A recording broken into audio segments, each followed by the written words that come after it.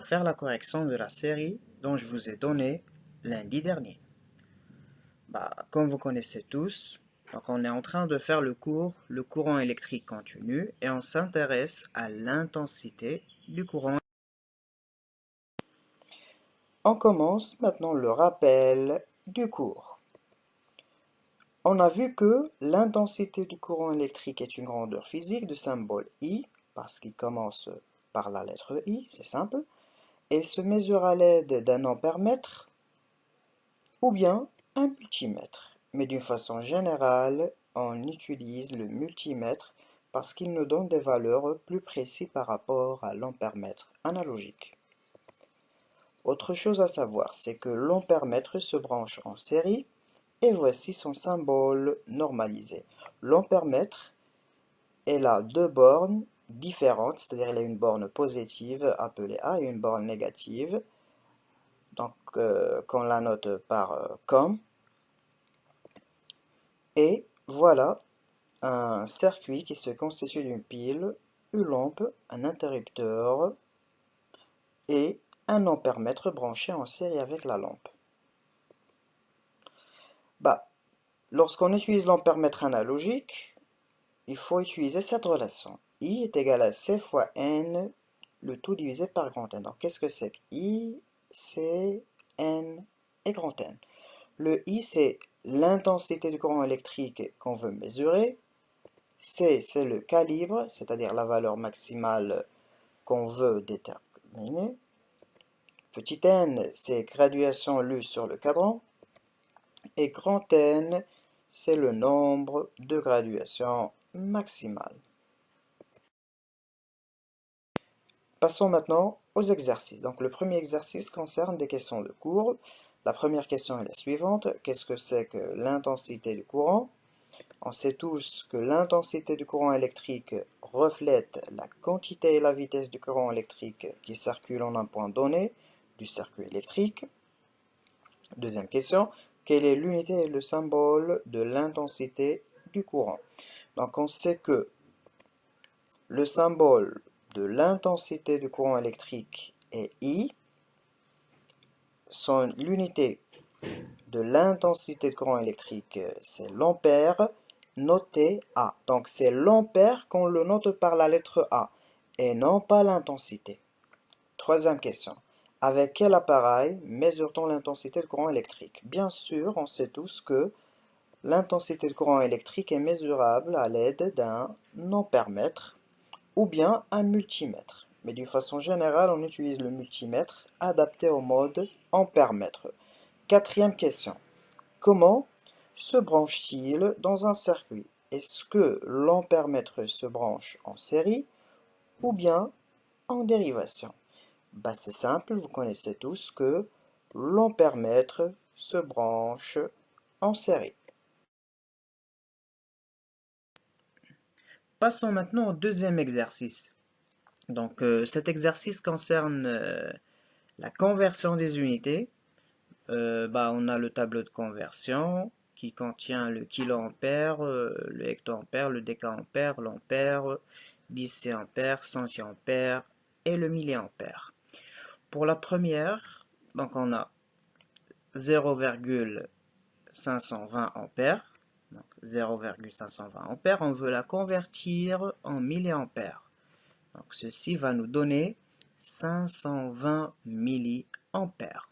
Passons maintenant à la deuxième, 0,31 kiloampères. On veut la convertir en déciampères. C'est 3100 déciampères. Pour 28 hectoampères, si on veut la convertir par exemple en décaampères, c'est simple, c'est 280. Pour la quatrième, 1,2 centiampères est égal à 0,012 ampères.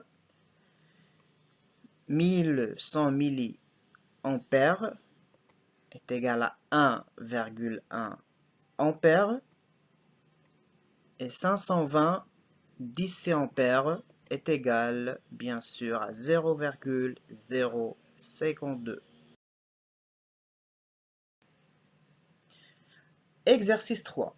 On dispose d'un ampèremètre de la figure ci-contre, mesurant l'intensité d'un courant électrique, en observant les réglages, répondre aux questions suivantes. Donc il faut observer les réglages. Donc voici, donc là on a les réglages.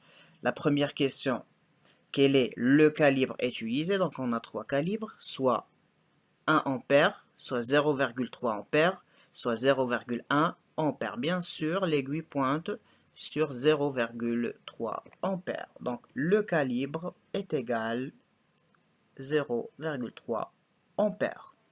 Deuxième question, sur quelle échelle a-t-on avantage à lire? Donc on a deux échelles. Donc la première c'est de 0 à 100 et la deuxième c'est de 0 à 30.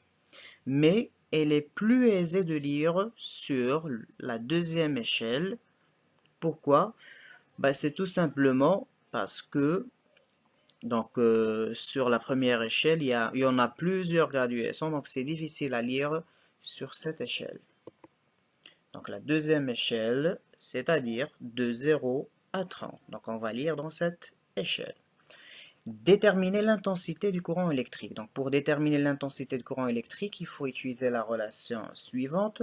I est égal à C fois N divisé par grand N parce qu'on a un ampèremètre analogique. Le calibre est égal à 0,3 ampères. 0,3 ampères fois l'aiguille pointe sur 22, donc petit n est égal à 22, et grand N, nombre de graduations maximales, c'est 30, donc on aura 0,3 ampères fois 22 divisé par 30. Ceci va nous donner 0,22 ampères, c'est-à-dire 220 milliampères.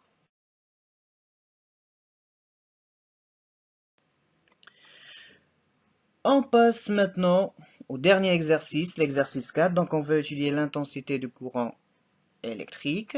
La première question, donc on a un schéma qui se constitue d'une pile, interrupteur et de lampes. Il nous demande de faire le schéma de ce circuit.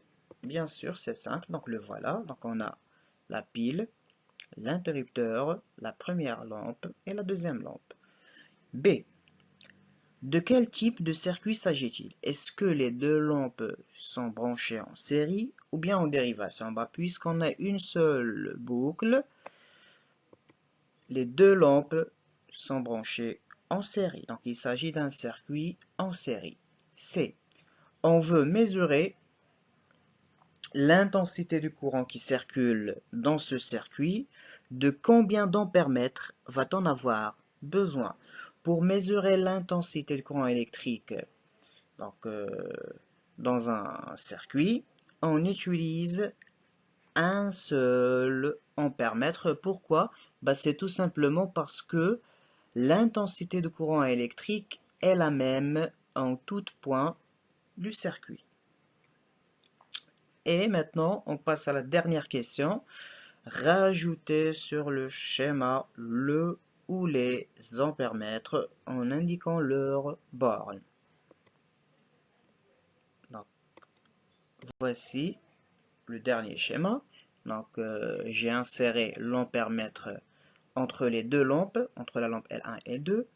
Donc, on a la pile, ou bien le générateur, et l'ampèremètre est branché en série avec les deux. Il faut préciser que là, il y aura le A, donc là, il y aura le A, et là, on aura la borne COM. Merci.